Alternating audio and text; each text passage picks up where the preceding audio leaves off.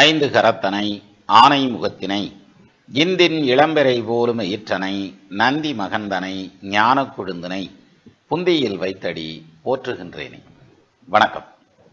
நம்ம ஜோதிட சொந்தங்கள் எல்லாருக்கும் வணக்கம். பணக்காரன் ஆகிறத பற்றி பேசிக்கிருக்கோம் இந்த சீரீஸில் இல்லையா? அதில் இப்போ இந்த பதிவில் கடக லக்னத்தில் பிறந்தவங்களுக்கு எப்போ பாசிட்டிவான டைம். ஏன்னா எல்லா ஜாதகர்களுக்கும் தன்னுடைய வாழ்நாளில் ஏதாவது ஒரு நாளில் ஏதாவது ஒரு டைமில் பெரிய அளவில் சக்ஸஸ் கிடைக்கும். கன்ஃபார்மாக பூரா பேர்த்துக்கும் கிடைக்கும். அவன் பிச்சைக்காரனாக இருந்தாலும் சரி, லட்சக்காரனாக இருந்தாலும் சரி, கோடீஸ்வரனாக இருந்தாலும் சரி, 50 பேர்த்துக்கும் கிடைக்கும். அப்படியா, எனக்கெல்லாம் ஒன்றுமே கிடைக்கலையே அப்படின்னு பேசுவீங்க. அதெல்லாம் வாஸ்தவம் தான், ஒத்துக்கலாம். ஒரு காலேஜில் சீட்டு கிடைக்கிறது, அல்லது ஒரு வீடு வாங்குறது, அல்லது விரும்பின பொண்ணு கிடைக்கிறதுங்கிறது, அல்லது திருமணம் முடிகிறதுங்கிறது, இல்லை ஒரு வேலை வாய்ப்பு அமைகிறது, வெளிநாடு போகிறது அப்படிங்கிற மாதிரியான அந்த ஆப்டிமம் லெவலில் ஒன்று வச்சுருப்போம் இல்லையா? அந்த ஆப்டிமம் லெவலில் நிச்சயமாக ஏதாவது ஒன்று பாசிட்டிவாக நடக்கும் லைஃப்பில். எல்லாருடைய லைஃப்லையும் நடக்கும். நெகட்டிவ்ங்கிறது இருக்காது. நெகட்டிவ் இருக்கலாம், ஆனால் பாசிட்டிவ்ங்கிறது ஒன்று கண்டிப்பாக நடக்கும். ஆனால் ஒருத்தருடைய வெற்றி, ஒருத்தருக்கு கிடைக்கிற பாசிட்டிவ் அப்படிங்கிறது ஒரு 50% பாசிட்டிவாக இருக்கும். இன்னொருத்தருக்கு 80% இருக்கும். இன்னொருத்தருக்கு 20% தான் இருக்கும். இது அவங்க வாங்கின கர்மாவை பொறுத்து. அதனால தான் வாழ்க்கையில் சக்ஸஸ் ஆகிறதுங்கிறது ஒவ்வொருத்தரும் ஒவ்வொரு படிநிலையில் சக்ஸஸ் ஆகுறாங்க. இதில் பியூட்டி என்னென்னா, நம்ம எவ்வளோ தூரம் சக்ஸஸ் ஆகிறதுங்கிறது நம்ம ஜாதகத்திலேயே இருக்கும். சரியா? லைஃப்பில் பேர், புகழ், அந்தஸ்து, கௌரவம், பணம், சொத்து சுகம், வீடு வாசல், இது மாதிரியான விஷயங்களில், கார் வண்டி வாகன வசதிகள், இது மாதிரியான விஷயங்களில் எந்த அளவுக்கு. ஒருத்தர் 10 வீடு வச்சுருப்பார், ஒருத்தர் 2 வீடு வச்சுருப்பார், ஒருத்தர் வீடே இல்லாமல் இருப்பார், தெய்வம் தந்த வீடு வீதி இருக்குன்னு இருப்பார். அப்போ இது மாதிரி இந்த சக்சஸ் ஆகிற விதங்கள் அப்படிங்கிறது ஒருத்தருக்கு ஒருத்தர் வேரியேஷன் ஆகும். ஒரே லக்னத்தில் பிறந்தவங்களுக்கு ஒருத்தர் கோடீஸ்வரனா இருப்பார், ஒருத்தர் சாதாரண நிலைமையில இருப்பார், ஒருத்தர் லட்சாதிபதியா இருப்பார், இன்னொருத்தர் பிச்சாதிபதியா இருப்பார். அப்போ இது ஒரே லக்னத்துல தான் பிறந்திருப்பாங்க. இன்னொரு பியூட்டி இருக்கு தெரியுங்களா? ஒரே லக்னத்துல பிறந்து ஒரே தசை நடந்து ஒரே மாதிரியான கிரக அமைப்பு இருந்து பலன் வேற வேற மாதிரி நடக்கும். இப்போ அதாவது கன்ஃபியூஷன் என்னன்னா, எல்லாமே ஒரே மாதிரி இருக்கும் சார். 2 ஜாதகமும் ஆல்மோஸ்ட் ஒன்னா இருக்கும். ஒருத்தர் நல்லா இருப்பார், ஒருத்தர் கஷ்டப்படுவார். இந்த வேரியேஷனை நம்ம எப்படி எடுக்கிறது? இது ஜாதகத்தில் இருக்குமா அப்படின்னா நிச்சயமா இருக்கும். நமக்கு வேணா தெரியாம இருக்கலாமே தவிர கண்டிப்பா இருக்கும். அந்த வகையில கடக லக்னத்தை பொறுத்த வரைக்கும், கடக லக்னத்தில் பிறந்தவங்களுக்கு எப்போ சக்சஸுக்கான அமைப்பு இருக்கும். ஏன்னா எல்லாத்துக்கும் சக்சஸ்ங்கிறது ஒரு டைம் இருக்கும். வாழ்க்கையில ஒரு குறிப்பிட்ட உயரத்துக்கு எல்லாரும் எந்திரிச்சிருவாங்க. அவங்களுடைய கர்மாவை பொறுத்து எந்திரிச்சு வந்துருவாங்க. அதே மாதிரி ஒரு குறிப்பிட்ட அளவுல எல்லாரும் கஷ்டப்படுவாங்க. இது இயற்கைக்கு பொதுவானது. அப்படிங்கல இந்த கடக லக்னத்துல பிறந்திருக்க ஒருத்தருக்கு சக்சஸ் அப்படின்னு வந்தா அது எப்போ வர்றதுக்கான அமைப்பு இருக்கு, அது எப்போ அவங்க ஜெயிப்பாங்க அப்படிங்கிறத நம்ம எப்படி கண்டுபிடிக்கலாம் அப்படின்னா, இதெல்லாம் கண்டுபிடிக்கிறதுக்கு தானே. அப்போ லக்னம் கடகத்துல பிறந்திருக்கோம் அப்படின்னு வச்சுக்கோங்க. கடக லக்னமா இருந்தா அவங்களுடைய வாழ்நாளில் சூரிய தசை அல்லது சுக்கிர தசை வரையில மிகப்பெரிய சக்சஸை அடைவார்கள். சார், ஒன்று சூரிய தசை நடக்கணும், இல்லாட்டி சுக்கிர தசை நடக்கணும். இல்லைன்னா இந்த சூரியன் சுக்கிரன் 2 பேரும் சேர்ந்து இருந்தாங்கன்னு வச்சுக்கோங்க, அது முதல் தரமான யோகம். 2 பேரும் சேர்ந்துருந்து, ஏன்னா லாபாதிபதி சுக்கிரன், தனாதிபதி சூரியன், வேற ஒன்றும் சின்ன லாஜிக் தான், வேற ஒன்றும் பெருசா இல்லை. ஆனா இப்ப பாருங்க, இந்த கடக லக்னத்துல பிறந்தவங்களுக்கு சூரிய தசையில ஒருத்தர் சக்சஸ் ஆகணும் அப்படின்னா, இப்படி 2ஆம் இடத்துல ஆட்சி பெற்ற நிலையில நிக்குதுன்னு வச்சுக்கோங்களேன், தனாதிபதி, ரொம்ப பெரிய யோகம், நல்லா சக்சஸ் ஆவாங்க. இதே சூரியன் 10ஆம் பாவத்துல உச்சம் பெற்ற நிலையில நிக்கிறாருன்னு வச்சுக்கோங்க, இதுவும் பெரிய சக்சஸ் ஆவாங்க, அதுல மாற்றுக்கிறதே இல்லை.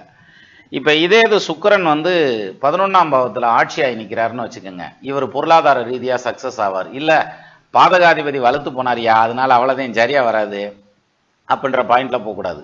பாதகாதிபதி வலுத்து இருந்தாலும் இவங்க வாழ்க்கையில ஜெயிச்சிருவாங்க அப்படிங்கிற மாதிரியான அமைப்பு ஸ்ட்ராங்கா சொல்லலாம். இதுல இந்த லக்னம் கடக லக்னமாகி 11ஆம் பாவத்துல சுக்கிரன் உட்காந்து, அப்ப பாதகாதிபதி வலுத்தா வேற எதுவும் ரிப்பேர் வராதா அப்படின்னா, அது வேற மாதிரி ரிப்பேர்லாம் வரும். அது பொருளாதாரத்தை பாதிக்கிற மாதிரியோ அல்லது வருமானத்தை கெடுக்கிற மாதிரியோ அல்லது கஷ்டப்படுற மாதிரியோ வராது. இந்த சுக்கிரன் அபரிமிதமா பணத்தை கொடுக்கறதுங்கிறதுனால பிரச்சனைகளை கிரியேட் பண்ணுவார். ஒரு சொத்தை போய் வாங்குறதுங்கிறதுனால பிரச்சனைகளை கிரியேட் பண்ணலாம். ஆனா மொத்தத்துல கொடுத்துட்டு தான் அதுல பஞ்சாயத்தில் தொடுவார். அது பாதகாதிபதிக்கான ஸ்பெஷல். அப்ப அந்த வகையில நம்ம அந்த பார்ட்டை விட்டுருவோம். சக்சஸ் அப்படிங்கிறது எது சார்? ஒரு மனுஷன் ஜெயிச்சாங்கிறது எதை வச்சு சொல்லுவாங்க? என்ன அவன் எம்பிட்டு சம்பாதிச்சுட்டான் தெரியுமா அப்படின்ற மாதிரி ஒரு வார்த்தை வருது பாருங்க, அவன் தான் ஜெயிச்சவன் அர்த்தம் இன்னைக்கு இருக்க நிலையில பொருளாதார ரீதியா. அப்போ பொருளில்லாருக்கு இன்பம் இல்லை புண்ணியம் இல்லை என்று மருவிய கீர்த்தி இல்லை அப்படின்னு நிறைய சொல்லிட்டு போறான். அப்போ பணங்காசு இருந்தாத்தையும் எல்லாம் மதிப்பான். இப்போ பணங்காசுல ஜெயிச்சிட்டோம்னாக்க அவன் வாழ்க்கையில ஜெயிச்சிட்டதா அர்த்தம். ஆனா உண்மையில அது வெற்றி கிடையாது. இருந்தாலும் அப்படித்தான் ஒரு தோற்ற பொலிவு இருக்கு.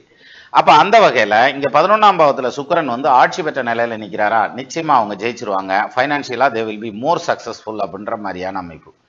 அதே சுக்கிரன் வந்து இங்க சூரியன் இங்க வச்சா வம்பாயிரும், ரைட்? இப்ப அதே சுக்கிரன் வந்து லக்னத்துக்கு 4ஆம் பாவத்துல நிக்கிறாருன்னு வச்சுக்கிருவோம் ஒரு எடுத்துக்காட்டுக்கு. இப்போ இந்த சுக்கிர தசை இவருக்கு நல்லா இருக்குமா அப்படின்னா நிச்சயமா நல்லா இருக்கும். இது எல்லாமே முதல் தரமான யோகம். எது? சூரியன் சுக்கிரன் சேர்ந்திருக்கிறது. சூரியன் வந்து 2ல ஆட்சியாய் நிற்கிறதுங்கிறது, 10ல உச்சம் பெற்ற நிலையில நிற்கிறதுங்கிறது, அதே மாதிரி சுக்கிரன் 11ல ஆட்சி பெற்று நிற்கிறதுங்கிறது, 4ஆம் இடத்துல ஆட்சி பெற்று நிற்கிறதுங்கிறது, இந்த அமைப்பு எல்லாமே ஒரு சக்சஸ்ஃபுல்லான அமைப்பு. தே வில் பி சக்சீட். எது? ஃபைனான்சியலா ஜெயிச்சிருவாங்கப்பா. இந்த தசை வருது அவங்க சம்பாதிக்கிற காலத்துலன்னா அவன் ஜெயிச்சிருவான்னு அர்த்தம். சரி, இந்த தசை வருது சம்பாதிக்கிற காலத்திலேயே வருது, ஆனாலும் ஜெயிக்கல, அதுக்கு என்ன காரணமா இருக்கும் அப்படின்னா அதைத்தான் இப்ப பார்க்க போறோம். இப்ப பாருங்க, ஒரு கிரக அமைப்பை மட்டும் எடுத்துக்கிறோம். இப்ப சுக்கிர தசை நடந்ததுன்னா ஜெயிச்சர்றேன்னு சொல்றோம் இல்லையா? சரி, இப்ப 4ஆம் பாவத்துல சுக்கிரன் உட்கார்ந்துருக்காரு.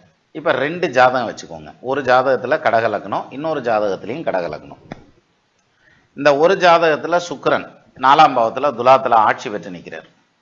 இந்த 2வது ஜாதகத்திலையும் அதே சுக்கிரன் அதே துலாத்துல ஆட்சி பெற்ற நிலையில நிற்கிறார். சரியா? ஒருத்தர் ஜெயிப்பார், இன்னொருத்தர் தோப்பார். இதுக்கு எப்படி வேரியேஷன் வரும் அப்படின்னா இங்க பாருங்க, சிம்பிள். இவர் வக்ரம் ஆயிடுறார். யாரு? சுக்கிரன் 4ஆம் பாவத்துல வக்ரம் ஆயிடுறார்.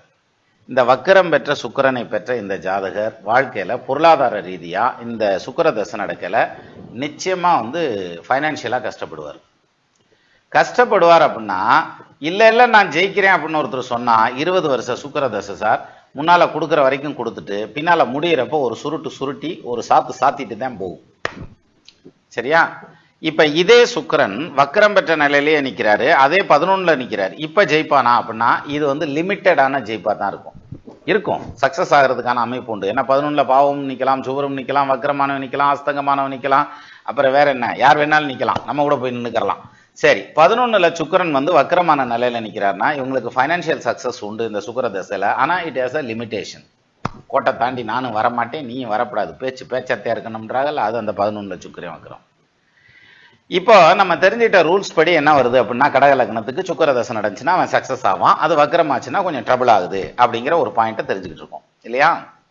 இப்ப அடுத்த கேள்வி என்ன, அடுத்த ஒரு இது என்னன்னா, சுக்கிரன் வந்து வக்ரமாகாம ஆட்சி பெற்ற நிலையில நின்னா ஜெயிச்சிடறான் பொருளாதார ரீதியா, ரைட்டா? இப்ப பாருங்க, இதே சுக்கிரன் வக்ரம் வேண்டாம் உச்சம் பெற்ற நிலையில நிக்கிறாருன்னு வச்சுக்கோங்க. கடக லக்னத்துக்கு மீனத்துல சுக்கிரன் உச்சமாகி நிற்கிறார் சார். இப்ப இந்த ஜாதகர் சக்சஸ் ஆவாரா அப்படின்னா இந்த சுக்கிர தசை இவரை சுலுக்கு எடுத்து விட்டுரும். தொழில் சரியா செட் ஆகாது, பொருளாதாரம் சரியா செட் ஆகாது, கண்டிப்பா கடன் வாங்குவார். தன்னுடைய வாழ்க்கையில அவர் பார்க்காத ஒரு கடனை, ஒரு பெரிய கடனை, இப்போ ஒருத்தர் வந்து 100 ரூபா கடன் 50 ரூபா கடன்லாம் பார்த்துருப்பார், 1000 ரூபா கடன் 2000 ரூபா கடன் பார்த்துருக்க மாட்டார். அந்த கடனை வந்து இந்த சுக்கிர தசையில காமிச்சிடும். எது? கடக லக்னத்துக்கு 9ல சுக்கிரன் உச்சம் பெற்ற நிலையில நிற்கிறார், மீனத்துல நிற்கிறார், குரு வீட்டில் நிற்கிறார். இப்போ இந்த சுக்கிர தசை பிரச்சனையான தசை அப்படிங்கிற மாதிரியான பாயிண்ட். இப்போ அதே மாதிரி 2 ஜாதகம் எடுத்துக்கோங்க. ஒரு ஜாதகத்துல இதே மாதிரி கடக லக்னம் 9ல சுக்கிரன் மீனத்துல உச்சம், அதே மாதிரி இன்னொரு ஜாதகத்துல அதே கடக லக்னம் அதே மீனத்துல சுக்கிரன் உச்சம். ஒருத்தருக்கு நல்லா இருக்கும், இன்னொருத்தருக்கு நல்லா இருக்காது. இந்த கிரக அமைப்பு நல்லா இருக்காதுன்னு சொன்னேன். இப்ப இந்த சுக்கிரன் வக்ரமானா அவர்களுக்கு அது யோகத்தை கொடுக்கும், தொழில மிகப்பெரிய சக்சஸ் கொடுக்கும், இன்கம் டாக்ஸ் கட்டுற அளவுக்கு மேல வந்துருவாங்க. இடி வருமானு தெரியல, என்போர்ஸ்மெண்ட் வருமானம், ஆனா வந்து இன்கம் டாக்ஸ் கட்டுற அளவுக்கு பெரிய அளவுல சக்சஸ் ஆயிடுவாங்க. சார் எப்படி சார்? அதுதான் சார் சுத்தம். அப்போ இந்த சுக்கிரன் வந்து வக்ரமான நிலையில நின்னா ஜெயிச்சிருவார். இப்போ ஒருத்தர் வருவார் வந்து ஆர்குமெண்ட் கொஸ்டின் என்ன கேட்பாருன்னா, இங்க பாரு எனக்கு கடக லக்னம் மீனத்துல சுக்கிரன் இருக்கார், பட் நீ சொன்ன மாதிரி வக்ரம் ஆகல, இந்த வக்ரம் கிடையாது. ஆனா இந்த சுக்கிர தசையில நான் சொத்து வாங்கினேன், கார் வாங்கினேன், முதன்னு வீடு கட்டினேன், தொழிலில் செட்டில் ஆனேன், இண்டஸ்ட்ரி கட்டினேன், பெரிய அளவில் சக்ஸஸ் ஆனேன். ஆனால் கடக லக்னத்துக்கு 9ல் சுக்கிரன் வக்ரமான தான் யோகம்னு சொல்கிறேன், ஆனால் எனக்கு வக்ரம் இல்லை, நல்லா தான் இருந்தது அப்படின்னு ஒரு பாயிண்ட் வரும். இப்படி வந்ததுன்னா இது வர்றதுக்கு வாய்ப்பு இருக்கான்னா இருக்கு, வரும்.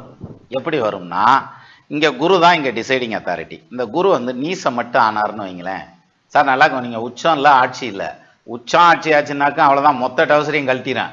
இங்கே குரு வந்து நீசமாகிறார்னா, இந்த சுக்கிரன் வக்ரம் ஆகாம உச்சம் பெற்ற நிலையில நின்னால் அது யோக திசை, சுக்கிர தசை. யாரு? கடக லக்னத்தை பொறுத்த வரைக்கும். இப்போ இந்த தசையை கடந்து வந்தவங்க இருப்பீங்க இல்லையா?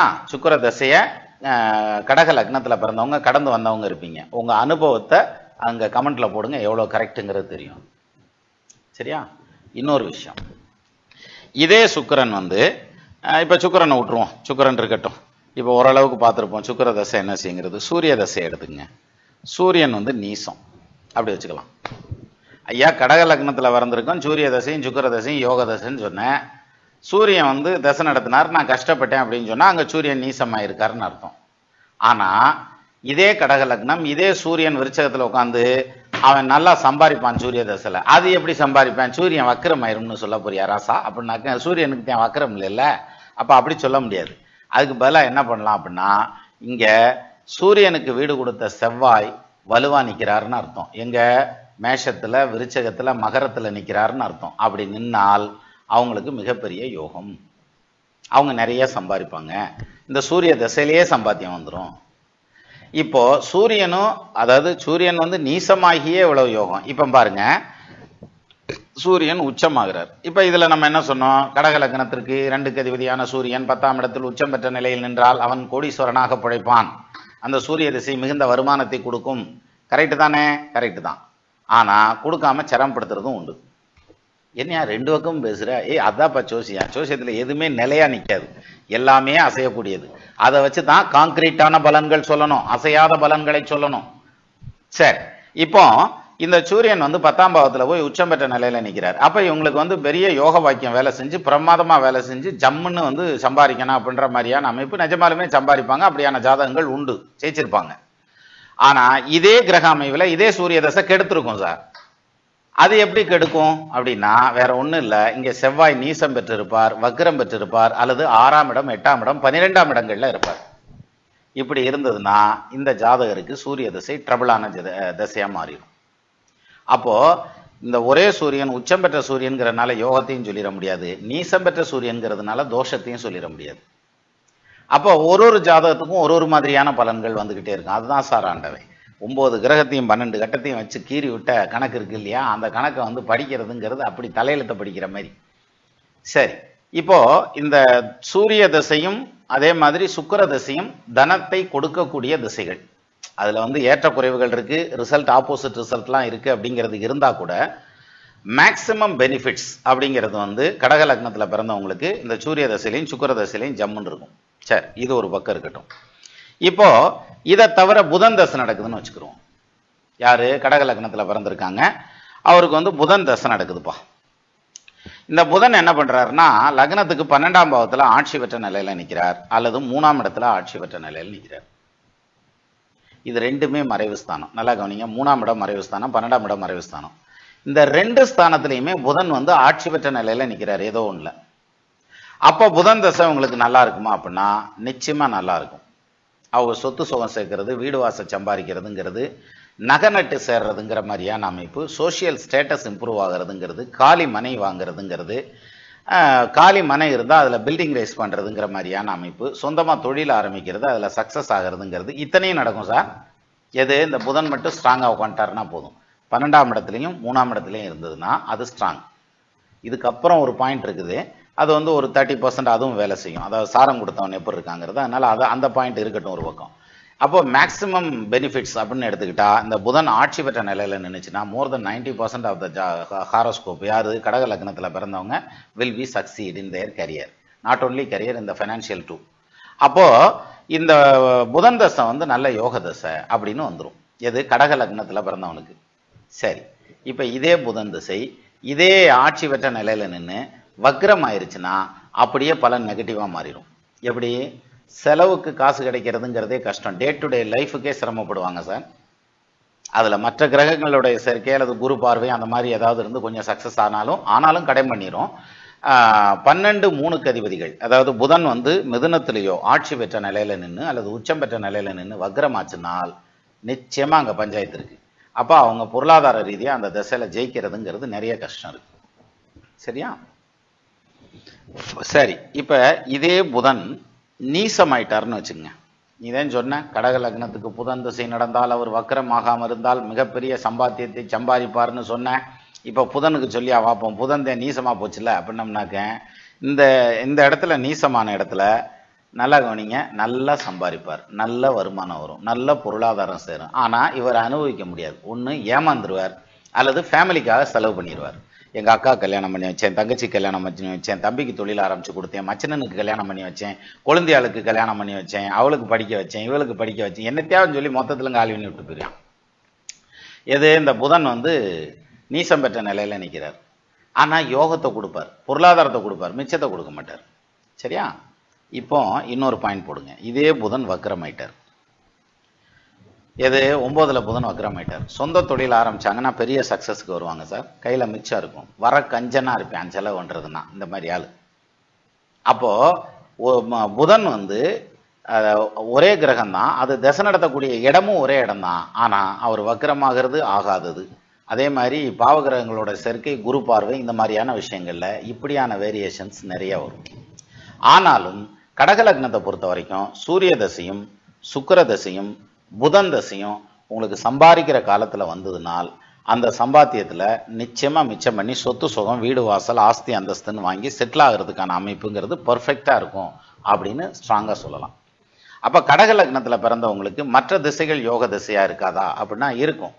இன்னும் செவ்வாய் தசையை பற்றி சொல்லிட்டு போகலாம், சனி தசையை பற்றி சொல்லிட்டு போகலாம். அப்படியே போய்கிட்டே இருந்தோம்னாக்க இதையே மணிக்கணக்காக பேசிகிட்டே போகலாம். சரியா?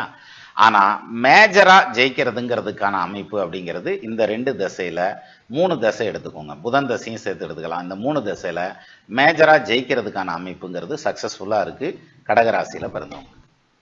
மீண்டும் இன்னொரு வீடியோவில் சந்திக்கலாம். நமது நண்பர்கள் ஆள் போல் தழைதழைத்து, அருகது போல் வேரூன்றி, மூங்கில் போல் கிளைகிழைத்து, முதியாமல் வாழ்ந்திருக்க வாழ்கவென வாழ்த்தி அமைகிறேன். வணக்கம்.